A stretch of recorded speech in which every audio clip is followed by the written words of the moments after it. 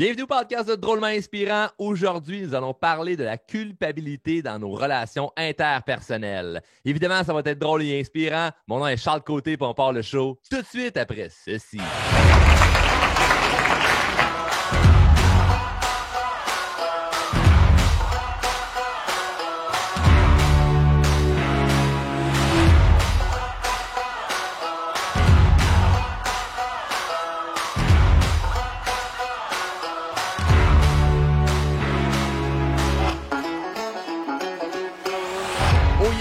Très heureux d'enregistrer cet épisode avec le sujet qu'on a aujourd'hui qui ne vient pas du tout de moi. Je ne prends pas le mérite sur l'idée du sujet. Par contre, je vais prendre le mérite sur comment m'a l'amener le sujet. Mais merci à la gang des Drôlement Inspirés. Si tu ne fais pas encore partie de la communauté gratuite Les Drôlement Inspirés, il faut que tu rejoignes ce groupe-là au plus vite. C'est sur Facebook. Et la seule chose que tu as à faire, c'est de remplir le formulaire d'adhésion puisqu'on n'accepte pas n'importe qui. Et si le formulaire n'est pas rempli, on ne t'accepte pas. Fait que, c'est assez clair. Et pour en savoir plus, bien évidemment, c'est d'aller directement sur le groupe. Tu vas pouvoir un peu plus comprendre en quoi ça consiste. En gros, c'est une communauté de gens qui se supportent, se soutiennent, s'encouragent et se poussent vers le haut. Tu sais, le genre d'affaires là, que peut-être que dans ton entourage en ce moment, tu ne vis pas ou plutôt que tu aimerais vivre. Donc, je t'invite à joindre le groupe Les Drôlement Inspirés et merci à ceux et celles qui m'envoient des sujets pour le show. Et aujourd'hui, la culpabilité, moi, je trouve que c'est un excellent sujet et plus précisément, parce que c'est large, là, la culpabilité, mais là, on va vraiment creuser dans, tu sais, quand on culpabilise par rapport à blesser les autres. Et moi, ce que je remarque qui est très intéressant, c'est qu'il y a beaucoup de gens qui se freinent de prendre action dans leur vie parce qu'ils ne veulent pas blesser les autres autour d'eux. Puis c'est assez spécial parce que tu te dis, l'intention que tu as là, en ce moment, tu ne la fais pas contre les autres. Parce que là, je ne parlerai pas de ceux vraiment qui blessent les autres parce qu'ils sont, ils sont méchants. Là. On n'est pas là-dedans. Là. On parle de, hey, j'ai un projet, j'ai une idée, j'ai un rêve. Et là, je me sens freiné par certaines personnes, puis je sens que si je bouge, si je prends action, ça pourrait les blesser.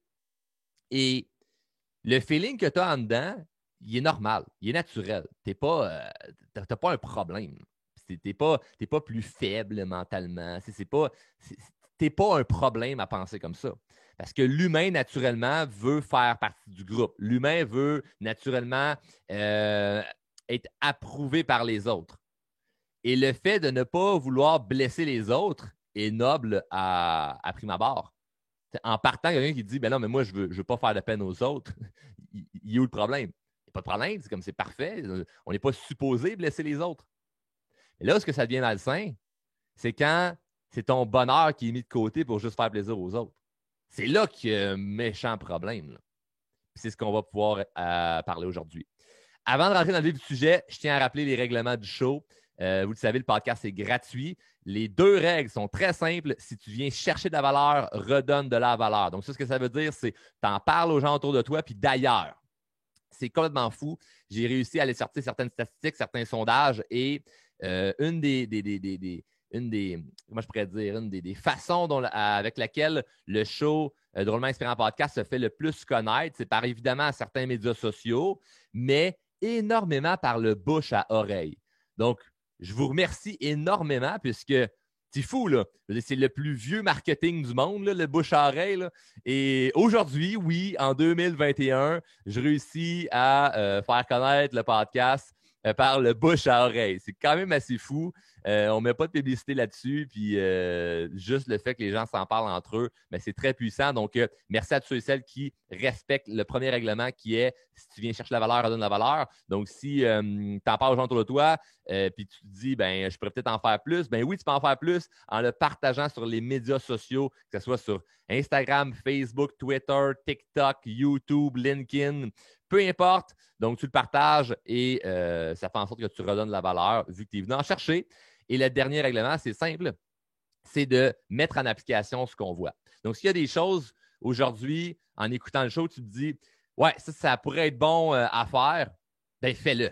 c'est pas juste d'écouter. On est là vraiment pour avancer. Et si tu fais juste écouter le podcast sans mettre en application, tu vas te sentir de plus en plus mal parce que tu vas te dire, ben là, je connais les principes, je sais certaines méthodes, je sais des choses qui seraient bonnes pour moi, mais je ne le fais pas. Donc, oui, je ne veux pas que tu sois là à juste m'écouter. Si tu m'écoutes, c'est parce que tu prends action.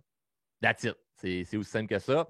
Et évidemment, si tu écoutes et tu ne fais rien, ben, tu vas culpabiliser. Puis on ne veut pas que tu culpabilises parce que c'est justement le sujet d'aujourd'hui. Et on va rentrer dans le vif du sujet. Il y a 5 points que je veux regarder avec toi par rapport à culpabiliser. En fait, on va appeler ça la culpabilité sociale. OK? Le premier point à voir, là, c'est une question à se poser. Là. C'est est-ce que mon intention et ou mon action est positive? Est-ce que mon action ou mon intention est positive? C'est la première question à se poser. Parce que si tu ne te sens pas bien à l'intérieur de toi là, par rapport à une action ou une intention que tu as et qui engage quelqu'un d'autre ou que ça fait en sorte qu'il y a des gens qui sont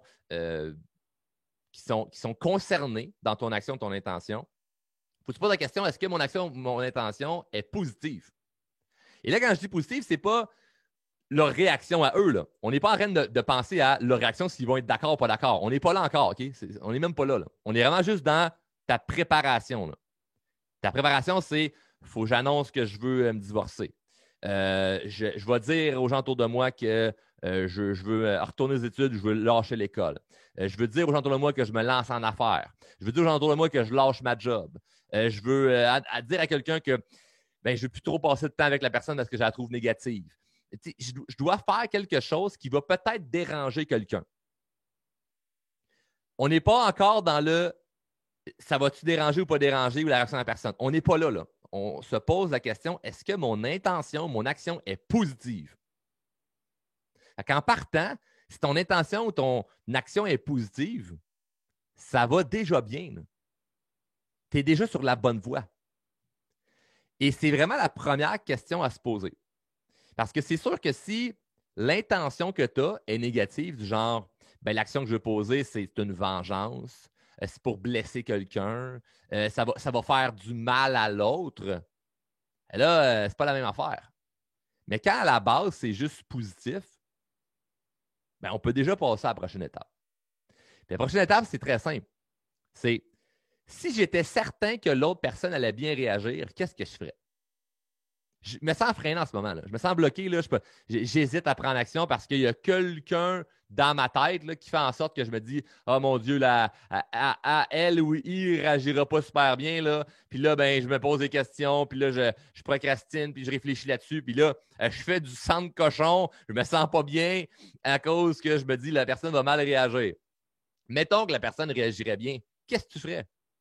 C'est quoi l'action que tu prendrais si tu étais sûr, là, c'est garanti, tu as vu un film, là, le film de ta vie, là, puis là, tu l'as fait, cette action-là, là, puis tu as vu la personne bien réagir. C'est où tu t'en vas avec ça? Là? Si tu étais sûr et certain que la personne allait bien réagir par rapport à ce que tu lui amènes, qu'est-ce que tu ferais avec ça? Tu prendrais-tu action ou tu attendrais encore?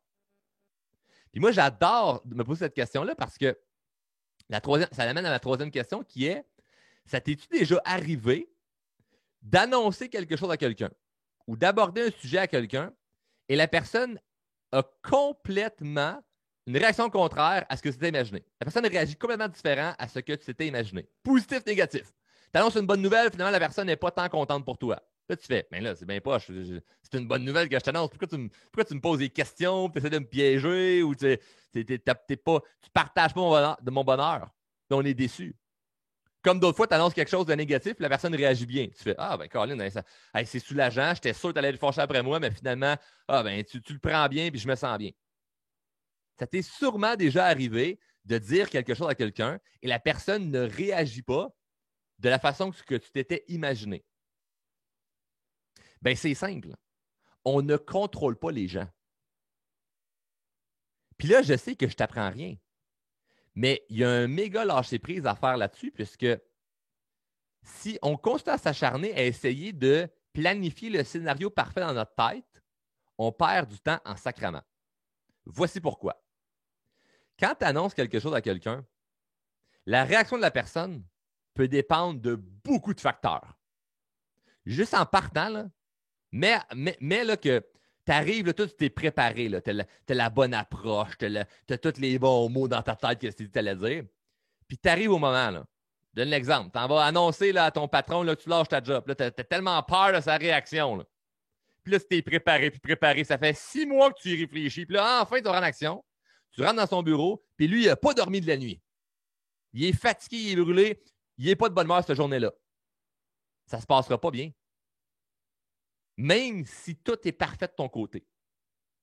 Parce que quand on est en relation avec d'autres personnes, il y a une grande part des choses qu'on ne contrôle pas. Et moi, ça, je trouve ça le fun parce que ça me permet de, mon côté, moi, faire le meilleur pour moi. Mais si ça ne fonctionne pas du bord des autres, ce n'est pas mon problème. Fait que je lâche vite prise là-dessus parce que la personne peut être dans une baisse d'énergie cette journée-là. La personne peut avoir eu une mauvaise nouvelle. La personne peut ne pas avoir bien mangé cette journée-là. Son humeur peut être totalement différente par rapport à beaucoup de facteurs dont je ne suis pas conscient et dont je n'ai pas de contrôle. Après ça, la personne peut, ça peut dépendre aussi de son âge, sa nationalité, son sexe. Ça dépend d'un paquet d'affaires. Comme chaque personne est tellement différente, tellement différente. Tu parles avec quelqu'un qui a grandi en Afrique et là, aujourd'hui, habite en Amérique du Nord. Tu y annonces quelque chose, la personne ne va peut-être pas avoir la même réaction selon son bagage de vie qu'une personne qui a grandi en Australie puis aujourd'hui habite en Asie. Tu annonces la même affaire aux deux personnes, ils vont réagir complètement différent selon le schéma de comment eux, ils voient la vie. Selon les lunettes qu'ils ont mis ce matin-là. Puis là, je le sais que tu penses à quelqu'un en ce moment, puis tu te dis, ouais, mais ça fait 25 ans que je suis avec mon conjoint, puis je le connais, puis là, ben, je veux demander le divorce, je sais comment il va réagir, je sais qu'il va être fâché, je comprends. Mais ça, on s'en fout, parce que ça va se reproduire à tellement de places dans ta vie de ne pas avoir le contrôle sur la réaction de l'autre personne, que présentement, à te freiner pour un gros événement que tu vois dans ta tête, que tu dis ça, c'est l'affaire là, qui est tough en ce moment dans ma vie, là, que je me freine parce que je ne veux pas culpabiliser de blesser l'autre, ben, tu t'assures d'être victime toute ta vie des autres. Parce que tu vas être freiné par les autres toute ta vie sans que ce soit eux qui te freinent. Ce n'est pas eux qui t'ont dit non, fais pas ça parce que ça va me blesser. C'est toi en ce moment qui s'invente un scénario à te dire ouais, ben là, si je fais ça, puis d'un coup que ça le blesserait, puis là, tu crées un schéma qui peut-être n'arrivera jamais, comme peut-être il va arriver. Mais que ce soit positif, négatif, au moins tu avances en prenant action. Au moins, il y a quelque chose qui bouge. Et c'est toujours de revenir à la question initiale qui est est-ce que mon intention et mon action est bonne? Est-ce que c'est positif à la base, l'idée que j'ai? Et on ne contrôle pas les autres. Moi, je trouve ça parfait. Je n'ai pas envie de contrôler les autres. Moi, j'ai envie de moi bouger. Okay? J'ai envie de moi bouger. Puis, il y a une chose que je me répète souvent dans ma tête et qui me fait énormément de bien, c'est qu'un jour, je vais mourir puis il n'y a plus personne qui va se souvenir de moi. Un jour, je vais mourir et il n'y a plus personne qui va se souvenir de moi. Donc, on sent contre-calice de comment les autres peuvent se sentir par rapport à mes décisions. Je ne prends pas des décisions pour blesser les autres. Mais si ma décision blesse quelqu'un, qu'est-ce que tu veux que je fasse? Je ne contrôle pas ça. Et c'est pareil pour le contraire. Moi, présentement, je dis des choses qui changent la vie de personnes que je ne connais même pas. Si j'essayais de tout savoir les gens que j'aide dans la vie, ça ne finirait jamais. Pareil comme de l'autre côté, que si j'essayais de tout savoir les gens que je blesse, ça ne finirait jamais. Puis d'un point de vue personnel, dans ma vie personnelle, ben, j'ai appris que à faire les choses pour moi, ça peut déranger les gens autour. Mais éventuellement, les gens commencent à te respecter et à accepter que toi, tu vis pour toi. Et ça ne leur enlève rien à eux. Mais ça prend un temps avant de comprendre ça. Il faut que tu laisses du temps aux autres. Il faut leur laisser un temps d'adaptation par rapport à ça. Et si tu es le genre de personne qui a toujours donné aux autres jusqu'à t'en oublier, ben c'est sûr qu'au départ, quand tu commences à t'affirmer, puis à dire aux autres autour de toi que ben non, finalement, tu n'es pas comme ça, puis tu as décidé de prendre telle décision, tu fais telle action, puis ta vie, tu la bouges, tu fais des choses, tu ne feras pas leur affaire. Et c'est normal. Et ça, c'est un des premiers blocages quand on fait de la croissance personnelle, c'est les autres autour de nous. Parce que nous, on grandit comme personne, mais pas nécessairement les gens autour de nous. Donc là, ça crée une distance entre nous et eux. Et il y a plusieurs façons de rétablir la distance. C'est soit toi, tu restes proche d'eux, c'est pas ça que tu veux, ou soit eux vont se rapprocher de toi avec le temps, ou pas. Fait que moi, autour de moi, il y a des gens qui, en prenant certaines décisions on va dire plus jeunes, tu sais, classique, la journée que j'ai annoncé à mes parents que je lâchais l'école, imaginez l'onde de choc que ça crée dans la maison, là, ça. Là. Pensez-vous vraiment qu'ils étaient d'accord avec ma décision de je lâche l'école? Aucunement. Pendant des années, ils m'ont redemandé si j'allais vouloir finir mon secondaire 5, puis si je voulais retourner à l'école, puis qu'au moins, si je l'aurais, ça me ferait un petit backup, puis c'est plus ça. Puis je leur disais, non, puis achetez-moi pas avec ça, là, je le finirai jamais, là, je le veux pas. Tu me donnerais un diplôme, je le voudrais même pas en ce moment. Et je leur disais, ça va vraiment servir à mon avantage, cette histoire-là, d'avoir été un décrocheur scolaire. Puis évidemment, eux ne pouvaient pas le voir, fait qu'ils ne rentraient pas dans mon idée. Puis c'est sûr que si on parlait de ce sujet-là, c'était toujours un sujet tabou. Parce qu'eux, ils voulaient là, que leur enfant termine l'école. Mais là, ce que ça a pris, c'est juste du temps. Du temps, des actions, pour que moi, je bâtisse une crédibilité.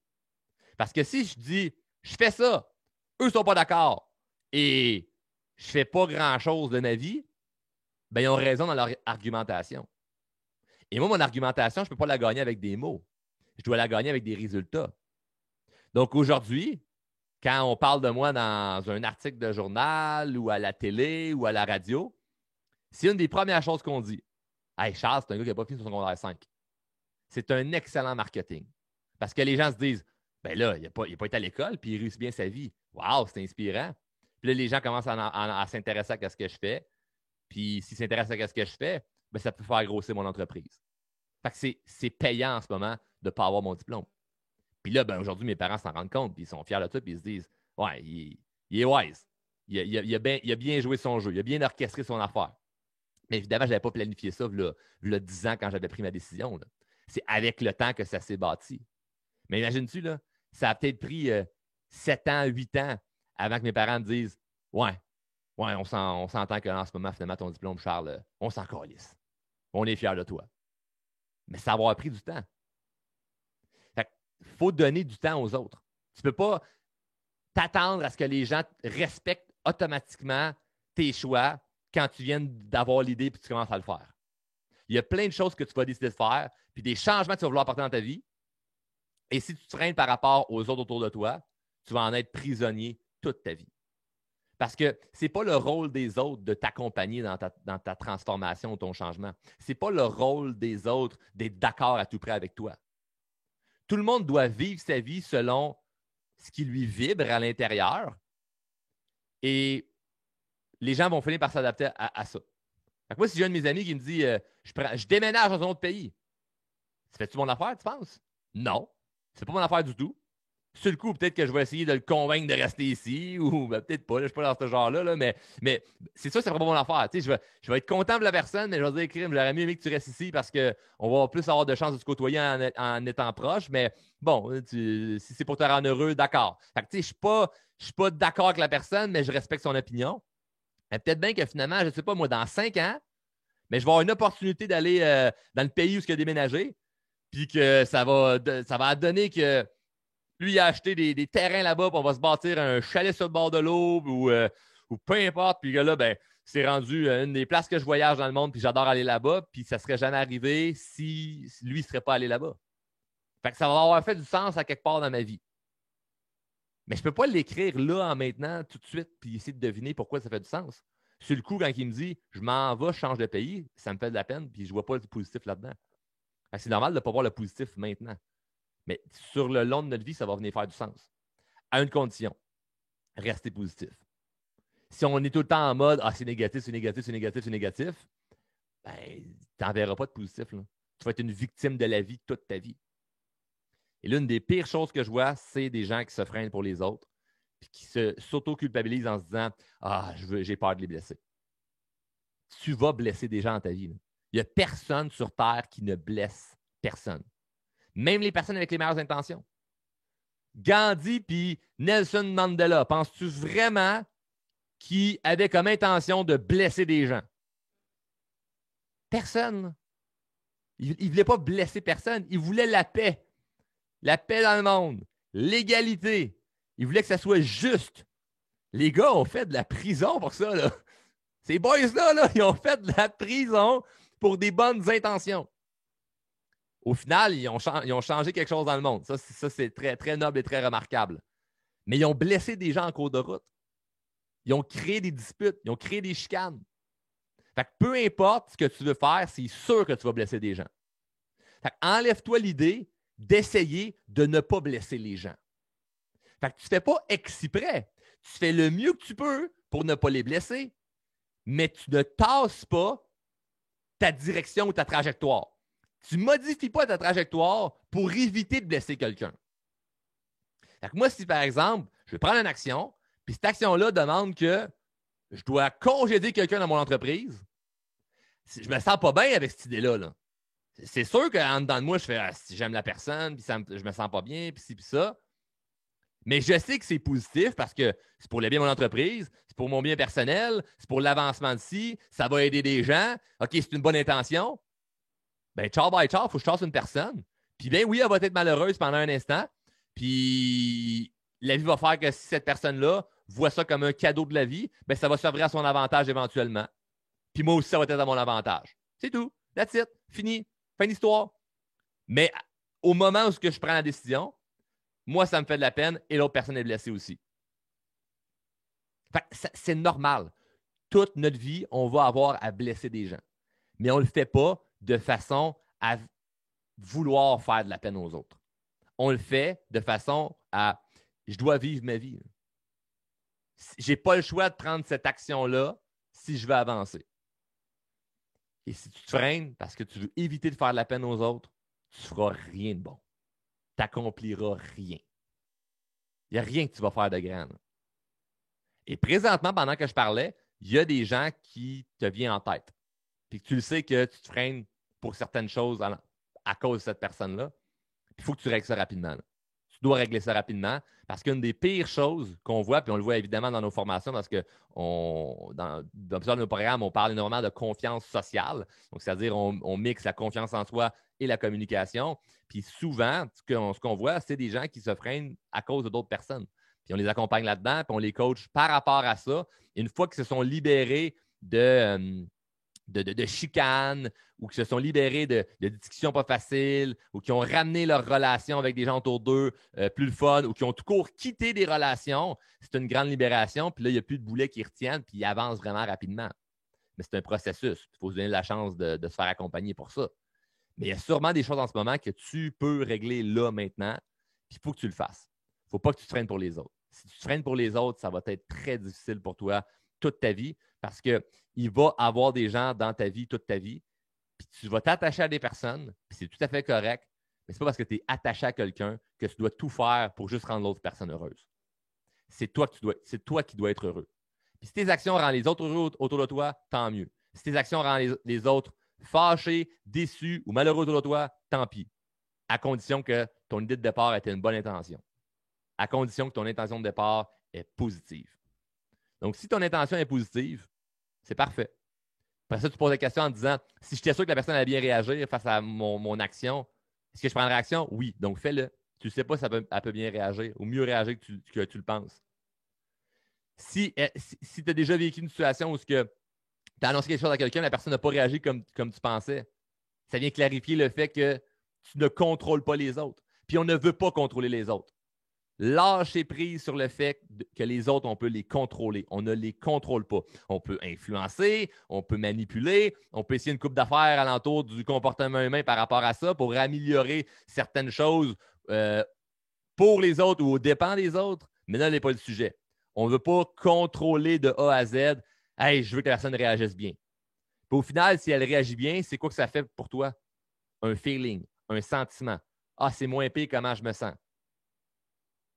S'entends-tu que ce n'est pas ça qui devrait nécessairement nous freiner? Puis au bout du compte, là, tu vas mourir et personne ne va se rappeler de cette affaire-là que tu as décidée. On ne s'en souviendra pas là, de la décision que tu t'apprêtes à prendre, puis ce que tu veux faire, puis tu te freines à cause des autres. On ne s'en rappellera pas. Fais-le maintenant parce que de toute façon, je te garantis que tu vas en avoir d'autres décisions difficiles à prendre qui vont être en lien avec les autres. Et les décisions les plus difficiles, moi, je trouve personnellement, c'est quand il y a quelqu'un en jeu. C'est les décisions les plus difficiles à prendre. Quand les choses ne regardent que moi, je trouve ça plus facile. Si c'est juste moi qui est en jeu, je trouve ça très, très, très facile. Mais s'il y a d'autres personnes en jeu, je trouve ça difficile. Donc, c'est juste naturel, c'est normal, c'est pas grave. Il ne faut pas capoter avec ça, à se dire « Mon Dieu, je suis dans une situation tellement unique. » Non, c'est pas unique. Là. Tout le monde vit ça. Là. Mais très peu de gens réussissent à foncer pareil quand il y a certaines personnes alentour qui les freinent. Puis ça, si tu réussis à faire ça, tu vas aller très loin. Très, très loin. Merci d'avoir écouté l'épisode complet. Mon nom est Charles Côté de Drôlement Inspirant et on se voit dans un prochain épisode. Salut!